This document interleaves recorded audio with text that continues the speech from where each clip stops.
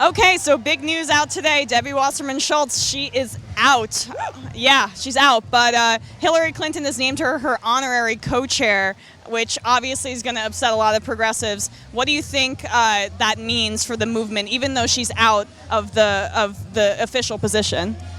I think it means that Hillary Clinton is really out of touch with how politics works. Do you want to fan the flames of the fire? That's how you do that. So if you want to make sure that the movement's dead, you don't do it that way. The movement is going to be more excited, more organized, more fired up to not only present their case at the convention and the new Rules Committee Unity Commission, but also outside the convention and onward. And that's what this event is about. We are here to start the movement, phase 2 of the movement, which is our groups organizing. And I think Hillary Clinton has proven today that they don't understand that the Democratic Party is in crisis.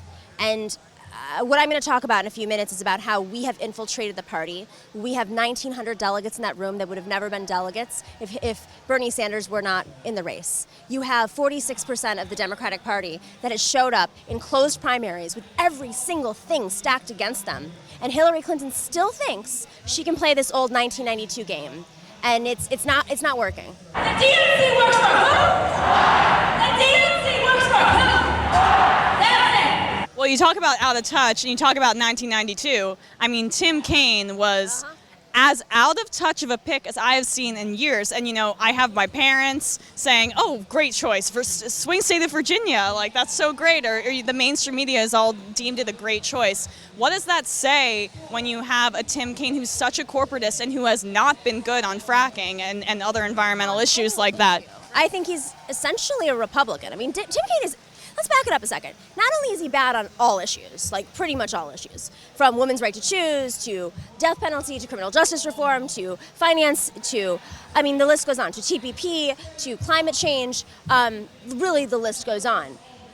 It's that he's the guy who took the Democratic Party from being the 50-state strategy party to the corporate party, allowing lobbyists to come in to fundraise off of candidates and use candidates as fundraising tools rather than tools for change.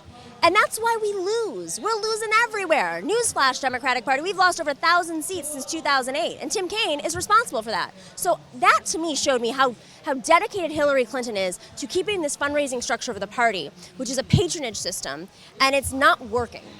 Well, how about the fact that he is self-described as the champion of the TPP in the Senate? I mean, that she is committed publicly to saying, "Oh, I'm not for the TPP. I'm with Bernie Sanders. I'm not with President Obama." No one believes that. We're going to get like the ZPP, and if she's president, like a repackaged version. So, what does that say specifically for the TPP about the climate movement and what he believes about, like, or what he thinks about climate change and how to go from here? Well, he's changed his mind too, and he said that he's against TPP.